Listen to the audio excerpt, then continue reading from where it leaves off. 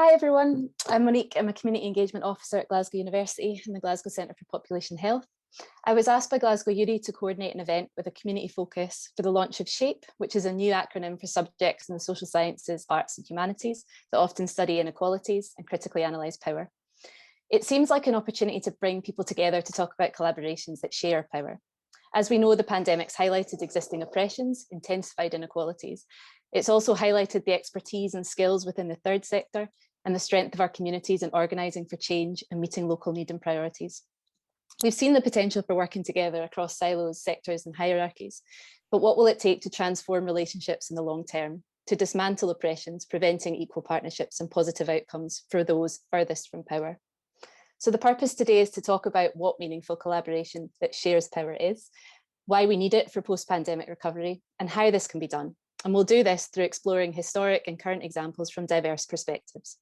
We hope this can support us all to consider how we, in our various roles with our diverse experiences in the world, think about transforming how we work together for social justice, building relationships of trust, reciprocity and dignity, and starting with conversations. The event has been designed as part of our newly launched U of G Engage Forum with Glasgow Centre for Population Health, West of Scotland Regional Equality Council, Scottish Refugee Council, Active Inquiry, Scottish Community Development Centre, as well as community activists, community organisations, campaigners and facilitators, and researchers from GCPH and U of G.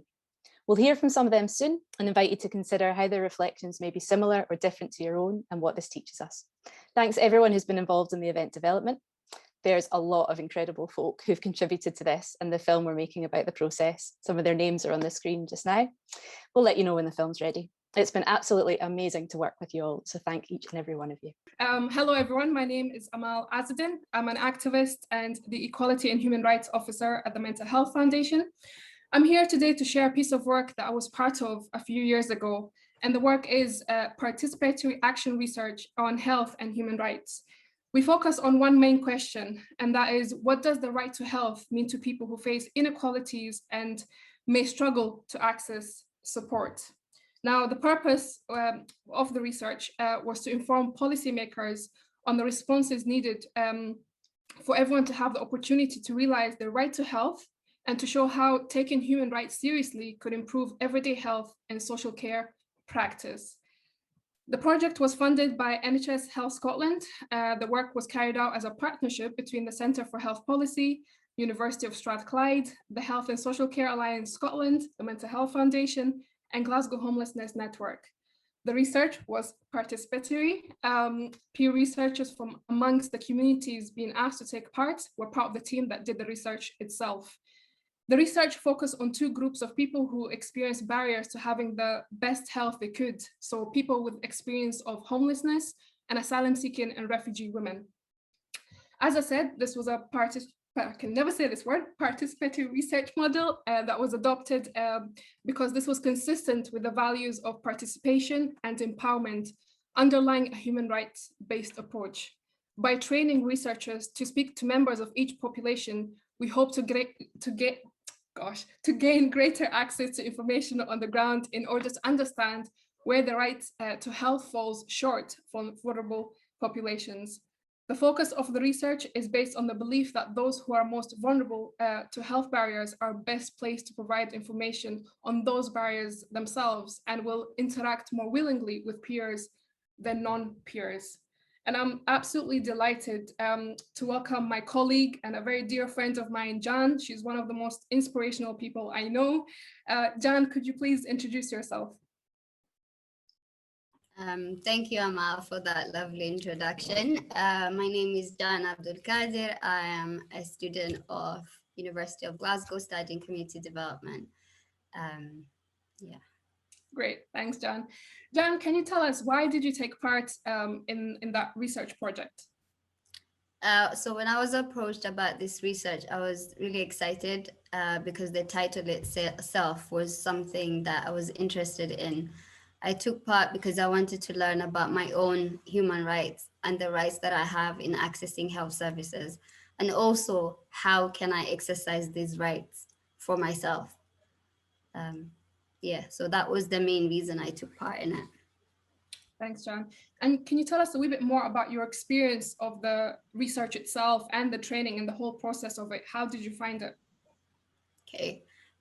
So my experience of the research training was really interesting for me because I was really keen to learn from those who are sort of experts in doing research. It's something that I've never done. I've participated in them, but never actually learned anything behind the scene. For me, it was really empowering because in that space, I felt that my voice was needed and it was valued throughout the whole process of designing how we're going to do the research itself, or we're going to do questionnaire, focus group, things like that. But also when designing the questions, I was really part of that as well. And I remember, saying to the researchers, I don't think that question will work well. And that was also taken on board, like what I said, having the researchers having to explain why that question will not work with the communities we're trying to reach. And for them to actually listen to me was something that I've never had before. And I thought this is meaningful. That kind of made me even more excited to be a part of this team, I suppose. So yeah, that was a great experience, I must say. Fabulous. And just kind of following on from that, how did you find it useful? Like, what do you feel you benefited from it? Well, apart from learning a lot from how to do research and, being mindful of your audience is key. I would say that's what I really took out. Um, in everything, and this can be applied in everything that you do, not just in research, in all of your different spaces. You can apply the same thing, being mindful who's your audience, what are you trying to gain, why are you trying to reach the groups that you're trying to reach. But for me, it was being that peer researcher in the room, me being used as the expert in my own experience, and having that guide when we go to the community and do this focus group with people who have similar experiences as me.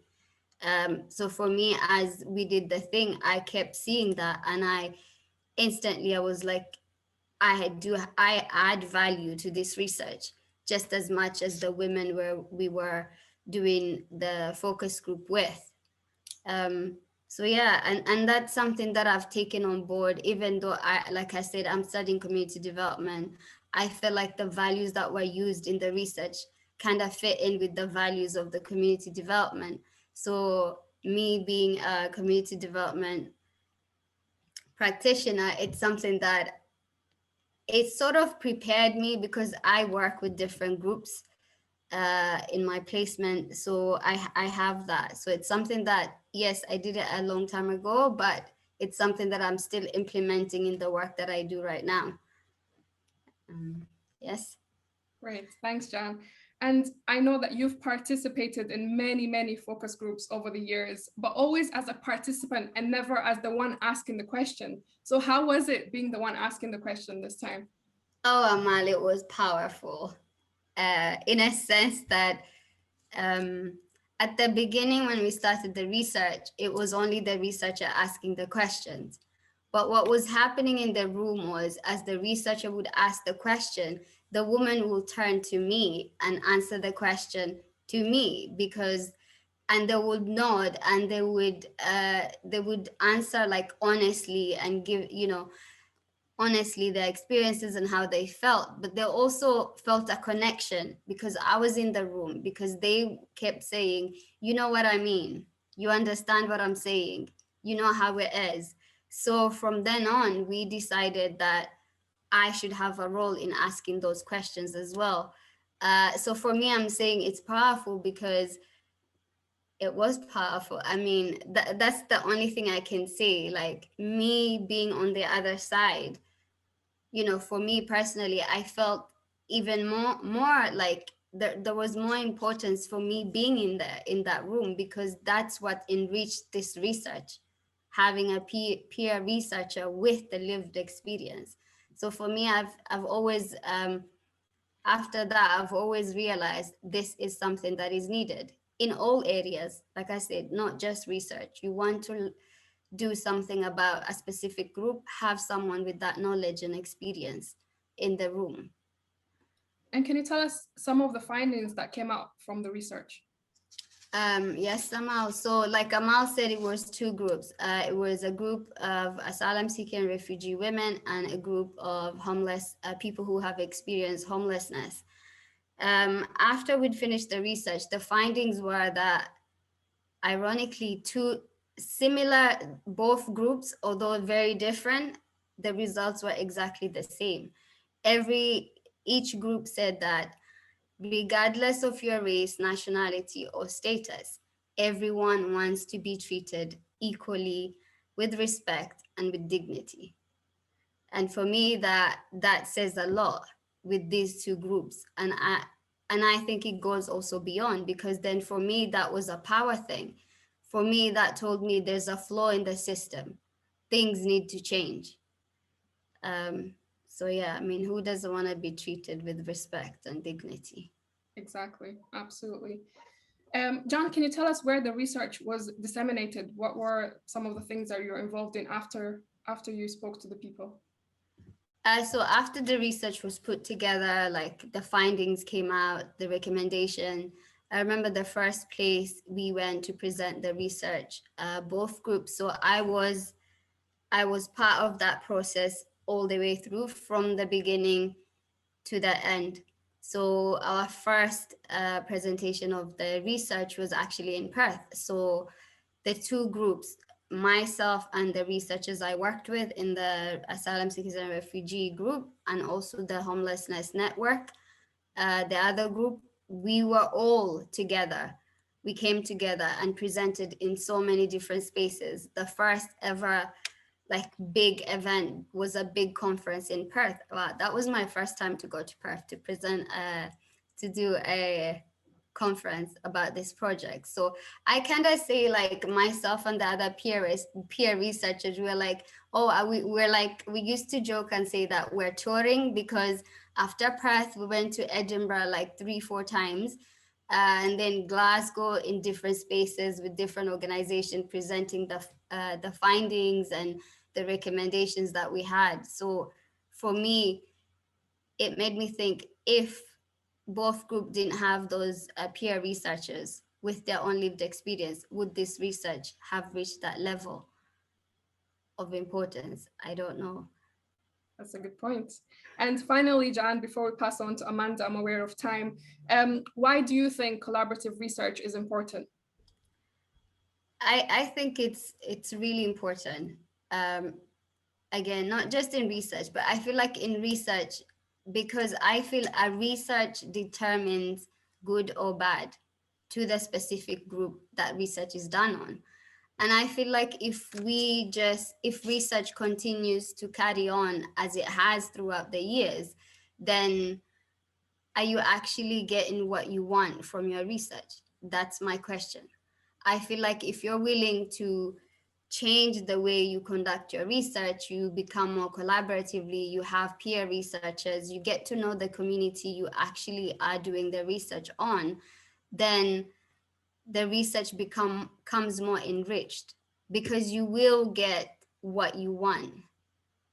And I feel like representation is key, not just in research, in everything that we do, in all the, either a big space or small space, representation is key. I cannot stress that enough. Being represented in all the spaces is key. And I'm gonna leave it like that. Thank you so much, Jan. I'm sure there's loads of food for thought there. I really appreciate your contribution. And now I'd like to pass on to Amanda. Thanks, Amal, and thanks, Jan. And I've had the privilege to hear each of you share your insights and experiences from this particular project before, but of course new things emerged today from listening to you again. It just sounds like such a rich experience and so many insights. And how I'm going to respond to what I heard today is really picking up some themes from what you've shared, Jan, and sharing some insights from projects that I've been involved in, and hopefully you know, foregrounding some of the key ingredients or the things that were really important that I heard from your experience that also chimed with some of my own experiences. So thank you so much for sharing. And yeah, just so many different directions that we won't have time to explore all of them today, but I'll just pick up on a couple of things.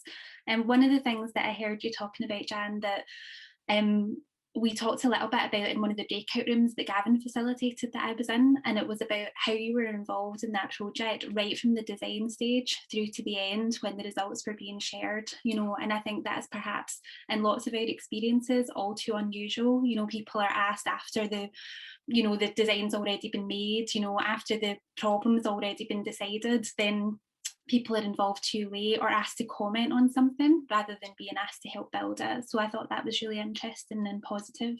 Something that really stood out for me today listening to you was how, you know, you were talking about how powerful this experience was.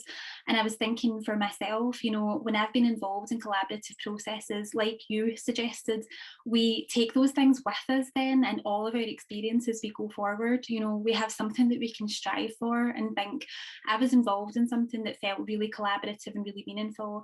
I want to try and put that into action for the projects that I'm involved in, for the community development practice that I do. And I was involved in research, first of all, as a participant too, now that I do research, and I often reflect on my experiences as a participant, both ones that were quite good and ones that were not so good. And I think it's really helpful to have those things to reflect on. And actually, I think maybe everybody should have a chance at participating in research or projects as well as maybe leading them or designing them, so that we all know how it feels to be in those different roles as part of the process. I was thinking too a lot when you were talking about valuing lived experience, and I think that's something that we might talk about a little bit more in the event today, and how meaningful and important that was, and how much it increased the value of the project, you know, for the people involved in it, but also for the people that could learn from that too. I was thinking too about a project I was involved in recently called Scotland in Lockdown, and some things that we learned in that project that also aligned, I think, with some of the things that you were talking about really valuing people's expertise and experience. And one of the things that we did, thanks Monique, one of the things that we did in that project was actually had a budget for partners' time, for helping to recruit participants, for steering the direction of the project, that made sure people were actually resourced for their involvement. I think that was really important. And also that how people can participate, you know, whether that's having data to use your mobile phone or having devices to use. So actually thinking about, yes, like you were saying, why do we want to involve these people, but also how, you know, what things can we put in place to make that happen in a really meaningful way. Something too that you talked about learning and gaining skills through your involvement in the project, and something we did in Scotland in Lockdown was kind of combining a few things you spoke about.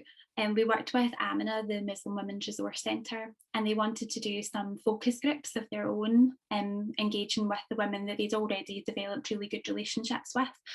And they have lots of expertise and, you know, lots of capacity to work with those women. However, they hadn't conducted online focus groups before, and that was something we could put some training in place so that the organisation could go and do that.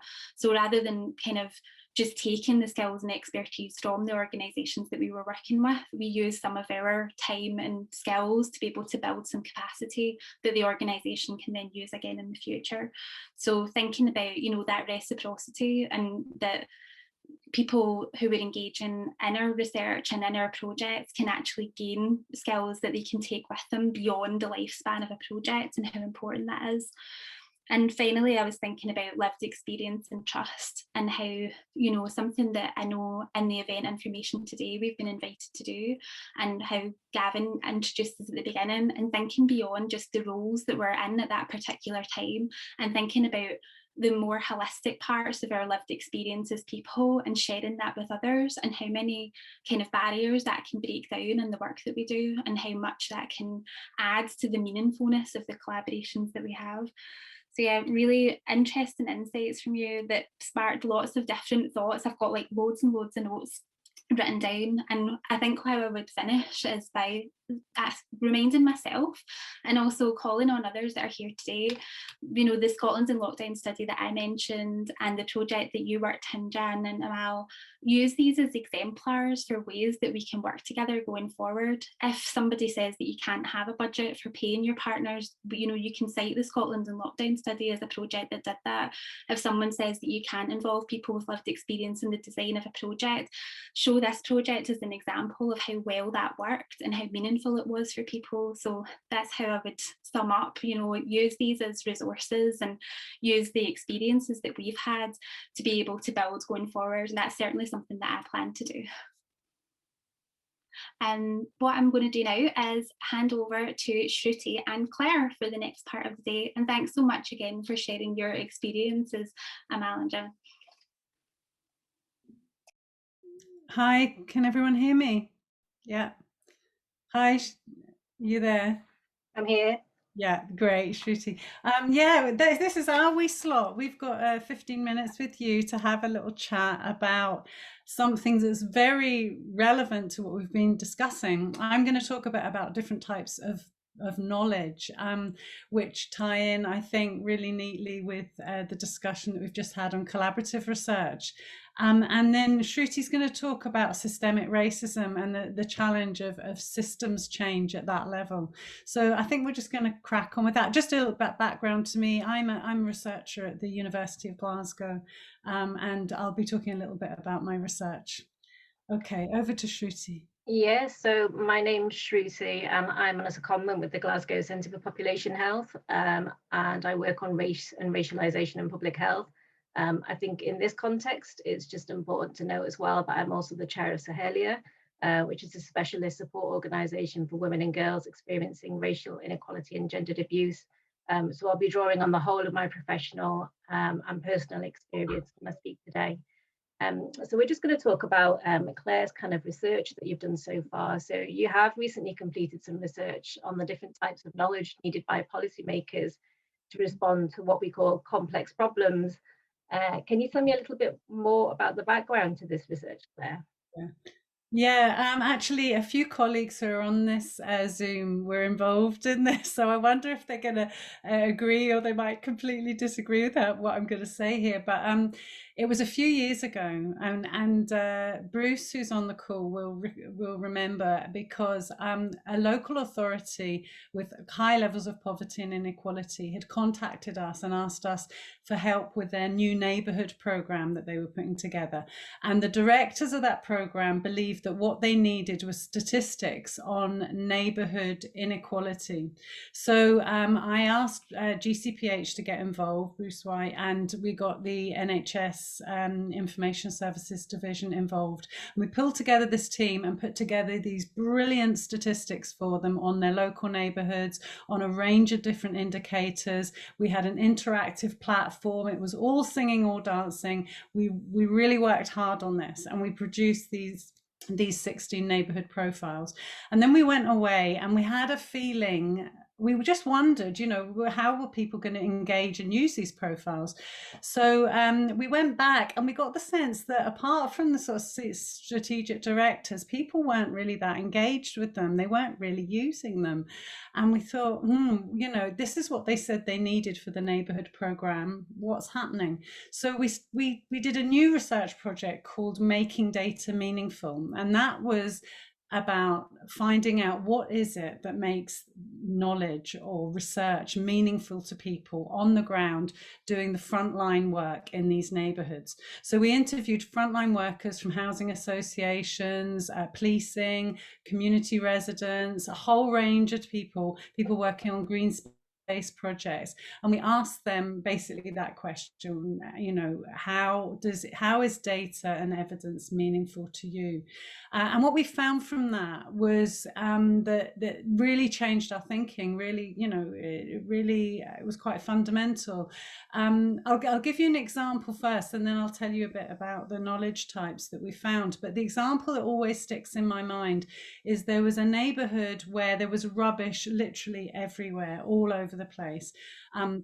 And you didn't need empirical data to tell you you had a problem in this neighborhood.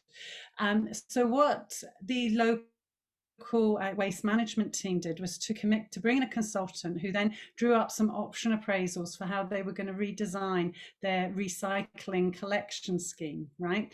And they did this, and people voted and they selected an option, and they increased their recycling a little bit by about 10%, but they still had overall quite a serious problem around rubbish and waste.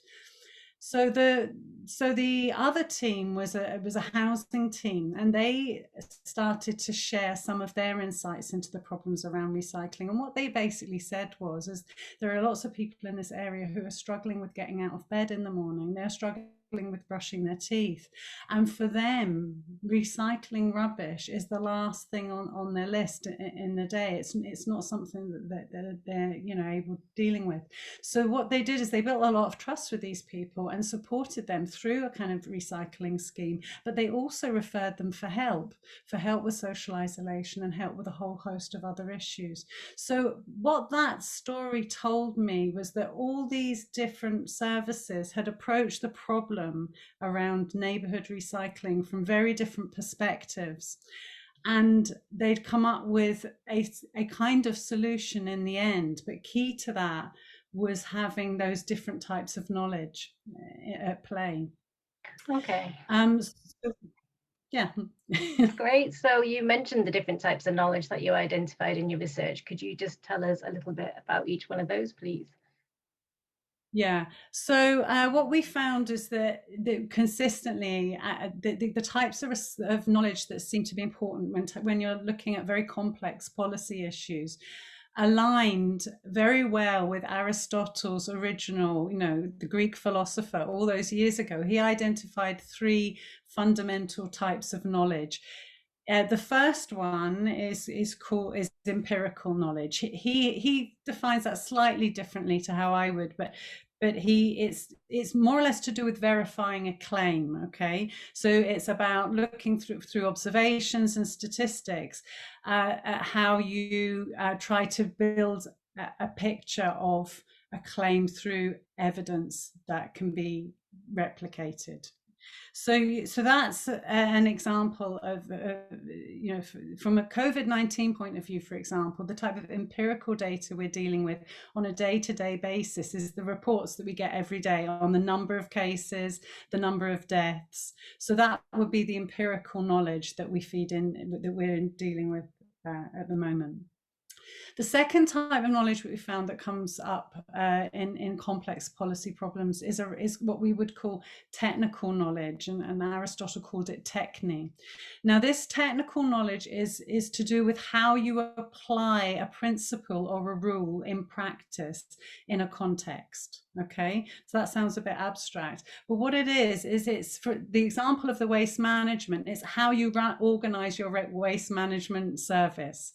Yeah, and the example of COVID is how do you organize workplaces with social distancing, hand washing, sanitizing the areas? How do you practically do that? The principle people can understand, but they have to have the knowledge to apply it in practice. And then the final type of knowledge, and I think this is the one that's probably the most relevant to the conversations that we're having here, is what he calls practical wisdom or phronesis. Now, this is the ability to combine different forms of evidence with empathy and with judgments about what action to take in a specific situation. So, for example, really phronesis, the practical wisdom is to get at the values underneath the judgments that we have to make. So who's being included, who's being excluded? These are the types of issues that we need to have that practical wisdom to understand. There are no perfect solutions and perfect answers, but it's about the ability to deliberate and to weigh up those alternatives, okay, in practice. So yeah, so it can be quite challenging for policymakers to engage that practical wisdom. For example, in coronavirus, the challenge that's there is we know that lockdowns increase the likelihood of domestic violence, they increase the attainment gap, we know that they're likely to widen inequalities. But on the other hand, if we don't take social distancing measures, we know that mortality rates will increase and the numbers of years of life lost from COVID will increase. So these are very difficult trade-offs to make. Okay, so just a final question for you, and I'm really mindful of time, so I'm going to have to find Monique on the grid to find out what she'd like to do. But how can decision makers apply some of these, the different knowledge types in practice? Well, yeah, and how do they apply these in practice? I think really ultimately it is about recognizing the need to integrate these different types of knowledge, recognizing the need for the way in which we communicate is really, really important. The role of skilled facilitators, the role of I mean, I've been really impressed with the process design around this event. These are absolutely key to enable us. And the conversation we've just had about the types of research you conduct and who's involved in it and what positions they're given within that research. That's all critical to integrating and weaving together different types of knowledge. But I'm going to leave it there because the bigger challenge is the challenge that you're going to talk about, which is not just how do you weave these together, but how do you tackle systemic racism and systems change. Okay, Monique, what would you like to do? It's coming up to 3, just continue. Okay, yeah, so I will start just by actually just thanking the organisers and all the speakers because it's been really great so far. And I know that Claire, you wanted to do that at the start as well. It's really important to say. So I thought I'd begin by just outlining what we mean by the term systems change and why it's so important. I think many of us might have heard the words, but what does it actually mean? The systems approach is usually needed to solve complex problems, and Claire's spoken about some of those problems. But racism, like tackling climate change or alleviating poverty, is a complex problem. It doesn't have clear causes, and the influencing variables can't be easily isolated. So a system can be small like an organisation, or it can be massive like society. And racism is a system based on race that unfairly disadvantages some individuals and communities and puts others at advantages. So far, all we've seen is isolated efforts which have delivered small-scale improvements to small parts of the whole problem. So that's a small part of the whole system. But in order to solve the complex problem, we need to see and leverage the entire system. This includes all of the parts and all of the relationships that exist between them. And the relationships, as we know, will change and move over time. So they're dynamic and they keep shifting. So a systems change requires us to shift the foundations that hold those complex problems in place. And it basically seeks to address the root causes of the problems. And that then allows us to work towards a transformational long-term change. So it's not incremental change we're looking for, it's transformational change, and it's definitely not projects that we're looking to do. So kind of with the current focus on racism, it's not enough to simply improve systems, but we need to transform them. But we also need to, with that focus on racial equality, we need to disrupt those systems.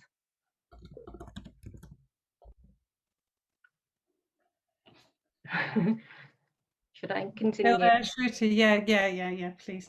Yeah, so a systems change, so what does it take to transform and disrupt systems? It basically requires us to work together as a collective, to come together around a common agenda to address those root causes of the problem. So working with that example of anti-racism, we need to address how bias and discrimination plays out within the system, in all parts of the system and all the relationships between the parts. And we sometimes call this the fabric of society and institutions. But we also need to consider the historical context in which the system has been born and continues to exist. So any effort to change the system needs to address how they've been upheld by historical and dominant practices and cultures. And these are rooted in whiteness and in patriarchy. So unless we explicitly address these, we aren't going to achieve the transformational long-term change that we're looking for. So we're fundamentally talking about a shift in power. And without this shift in power, we're literally just tinkering around the edges. We aren't going to achieve racial equality. So the systems approach that we adopt needs to seek to redistribute and rebalance power. And we need to make sure that we centre communities and their voices. We need to value their experiences, make sure they're remunerated, and we need to build up their power and their capacity in this work. So this work is essential, but we also need to recognise the limitations in capacity and resource. In addition, we don't want to perpetuate racial inequality, so we need to dismantle those systems and structures that continue to uphold whiteness and patriarchy. And this is to stop history repeating itself. Thanks, Shruti. So how far do you think we've come in this journey, and what do we need to do now?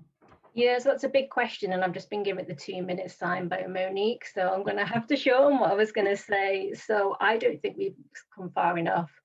I see some good practice happening in other areas, other policy areas, but I look at what's happening on anti-racism in organisations in Scotland, and it's not a great picture.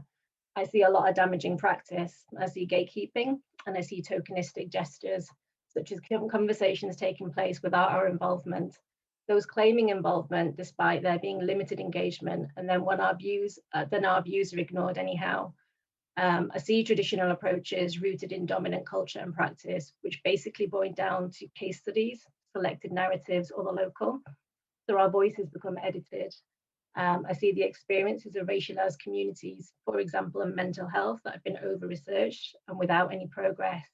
Lived experience, is that just the latest buzzword? I don't know, maybe that's something to discuss later. And I see other approaches that focus on getting people to do what organisations want, rather than listening to what they want and what matters, and supporting groups and individuals to make that change. And I see decisions about how we do all of this and other decisions still being made by individuals who are removed from our communities and our experiences. So it isn't just about commissioning research, and it isn't about having a panel of community experts. We need to bring communities and their voices right into the heart of this. We need to center them, and otherwise we're not really going to achieve the power to change. I think we've got a hell of a lot of work to do here in Scotland and anti-racism. Okay, thank you, Shruti. I think we've said everything we need to say. I think that's enough for now, because we're really handing over to you. It's all about you guys going away and discussing some of these ideas. But thanks, Shruti. I think you've put the challenges out there for them. Thank you. Claire. Sorry, thank you everyone who's spoken so far. We're going to have a short break. Sorry, it's a little bit, we've run just a couple of minutes over. But just before we go to the break, Jan, would you like to introduce the activity that we're going to do in the breakout rooms? Yes, Monique. Thank you, Claire and Shruti, for that. So thanks everyone for listening. We're now going to go, we're going to ask you to reflect on what you've heard and experienced, and think about the challenges you can make with the power that you have. After the break, we'll send everyone to a breakout room with a facilitator who will help to ensure everyone has a chance to speak. But we invite you to think about your own experiences of collaboration between organizations and people with varying types of knowledge and levels of power have taught you, and what you can learn from others' perspectives. The breakout room question will appear on the chat, but feel free to use the event Padlet if you want to contribute. Thank you. Right, I think we're nearly all back. Yeah. Okay. Yeah, welcome back, everybody. I hope you all had great conversations in your rooms. We had, inevitably, you always do, we had a few drop-offs and a few people who had to leave slightly early. So the rooms have been really well planned out, with about 8 people in each and a great mix of perspectives, but inevitably that doesn't always happen on the day. So if you were in a room with 2 or you're in a room with 8, I hope you had a great conversation regardless, and I'm sure you did. So everybody was asked to write down a pledge, or something they might change as a result of some of the learning from today, and we'd really like to capture that. So if you feel comfortable, would you hold your pledge up in front of you, a bit like this? And if you don't mind holding it in front of you for a few minutes, because we're going to try and grab a few screenshots, well, not a few minutes, about 30-40 seconds, a few screenshots of these pledges, which would just be really nice for us to try and capture. It's really just to see if people, and I wasn't sure if this part would work, but everybody was so participative in Gavin's challenges earlier about writing on the screen with our elbows. So this actually feels a really simple ask compared to some of Gavin's asks of us. So Sheena, Have you got some of those? And we'd also, if you could, really encourage you to maybe put your pledges in our Padlet, or even if you wanted to email them to us afterwards, it would be really great for us to try and capture some of them. So Sheena and Monique, have you captured some of these? Could you please give me 20 seconds? 20 seconds, yes. I'd also encourage anybody, if they wanted to use the reactions. I was at an event this morning, and because obviously people can't, applaud at the end of the day in the usual way we didn't, they invited people to kind of use one of the reaction buttons. And my reaction for the moment is a heart, because I've just loved everything I've heard so far today. And I just think the speakers have just been great in their openness and their honesty. So that's what my reaction I'm sharing. So are we there yet, Shana? You still want to hold these up? I think we're good. Although if everyone, I'd like to reiterate, if you could send us pictures or email us, that would also be fab as well, just to make sure we could read them. So, thank you. Great, thank you. Okay, so I'm going to ask you to turn your cameras and mute yourselves again, and I'm really, really delighted to hand over to Anna, who is going to provide us some reflections from today as a way of closing. Thanks, Anna. Thank you so much, everyone. I just want to thank everyone, of course, the organizers and everyone who's been here today. I have been really sitting here being enriched by the conversation, and I have been trying to make something, so it is not fully made, but I will just share this back to you. These are the words that we have been sharing in the space today, and I hope you hear yourselves in them, and I hope we take something away with them. I will neaten them up at a further point when my poetic mind comes into it. So I've just been listening and jotting some things down and trying to put them into a bit of a shape. So let's see how this goes. So this is rough and ready. You are hearing it all fresh.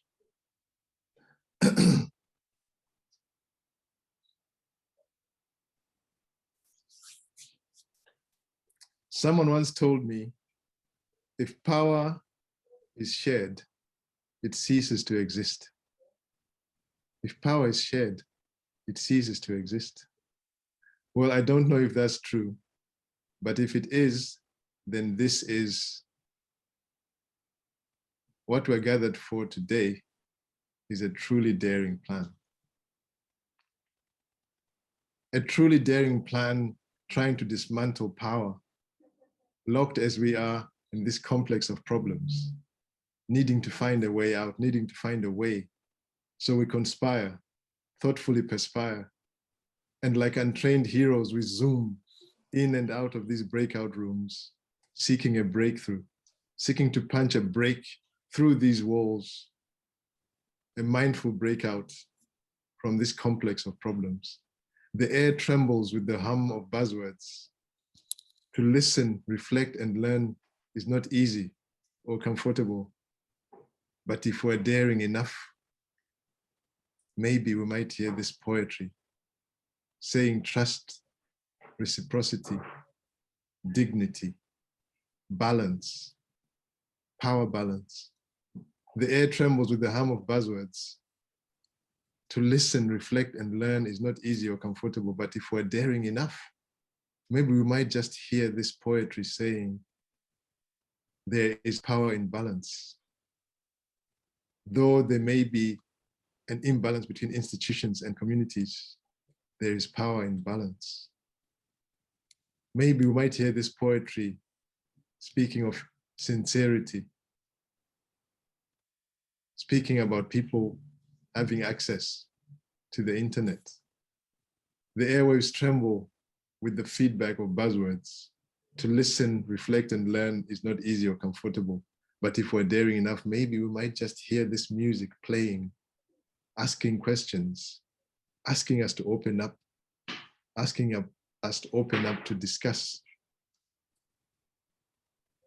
Maybe we might hear this music playing, saying this is about different languages, people using the same word but saying different things, posh people with posh words, push barriers to language.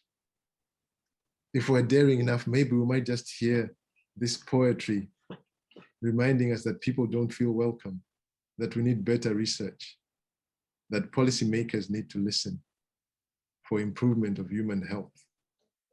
If we listen, if we're daring enough, maybe we might just hear this music talking about the participatory that can break the barriers and give access to best health, that can give greater access to information. We might just hear the poetry of peers and non-peers and who is best placed to do this work. We might just hear that music of exercising one's human rights. We might just hear that music that takes us behind the scenes, that empowering music. We might just hear that poetry saying, my voice is needed and valued. I am part of the design. If we're daring enough, we might just hear that exciting voice that says, to be listened to is exciting. Maybe if we're daring enough, we might just hear this music playing on the instrument of the expert, of the lived experience, of the peer researcher. We might just hear the poetry of asking important questions like, who asks the questions? We might hear the poetry of call and response. We might hear the poetry of relativity. You know what I mean? You know what I'm saying? You understand what I'm saying. We might just hear the poetry of protest. There is a flaw in the system.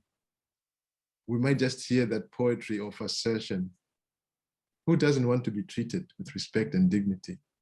We might just hear that poetry of pronunciation, that representation is the key that might unlock this complex of problems. If we listen carefully, we might just hear that music playing something we can strive for, so we can try and put that into action and make sense of what community development is meant to mean. We might just hear this poetry of valuing people, of resourcing people for their involvement, of what is required for all this to happen. And if we're daring enough, we might just find ourselves reminding ourselves about the neighborhood, what it's all about, the community. We might hear the poetry of pulling together teams like an old jumper that is then discarded by the ineffectiveness in the community. The air trembles with the hum of buzzwords. To listen and learn is not easy or comfortable, but if we're daring enough, we might just be able to hear this poetry saying, this is what they say they needed, but somehow it didn't work. We might hear the poetry that seeks those deeper questions, asking, how is data and evidence meaningful when there's rubbish everywhere? We might just hear that music playing, saying there are lots of people struggling to get out of bed, that maybe recycling rubbish is the last thing on their list. We might just hear that music playing in the building of trust, busting social isolation. We might just hear that music of different types of knowledge, of building a picture of evidence, of the numbers of years of life lost. We might hear that poetry that explains to us that a system can be small or large, the poetry that encourages us to move away from isolated efforts with the need to lever all the parts and shift foundations that hold problems in place. We might just break out of this complex of problems through transformational change, knowing that it's not enough to improve the system, but sometimes we just have to disrupt the system in order to transform it. We might just hear that music of coming together, that music of coming together, that music of coming together, that music of coming together. We might hear those questions of saying, If knowledge is power, then why are those with knowledge sometimes not holding the power? And as we look around the room, we will ask in that deep poetry, where are they? Where are they? We might just understand that those with power sometimes fear those who have the power of knowledge, as it can be unpredictable. We might just get to deeper questions like, how do you take fantastic policy and make it work in practice? We might just decide between ourselves that we should go and ask people on the ground from day to day. We might also have insights about people who have power often not realizing it. We might ask ourselves, do we mean those with the power to change policy, or do we mean those with the power of the lived experience?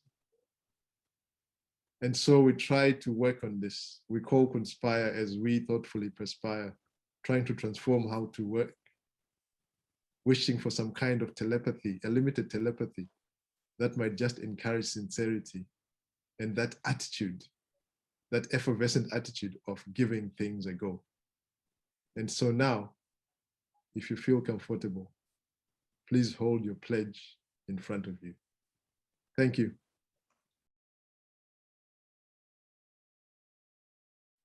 Thank you so much, Shauna. That was really moving. Thank you, everyone. Today, we are now just a couple of minutes over, so all that's left, I think, is just to thank absolutely everyone for all of their input and their discussions. And just to reiterate that this is the sort of hopefully beginning of ongoing conversations. We invite you to use our Padlet, to email us, and we will be launching a film in a couple of months' time, so we'll let you all know about that. And if you've got any feedback, please feel free to get in touch with us. And I think that's it, unless Jenny, you'd like to add anything. No, I can't really follow that, to be quite honest. Thank you.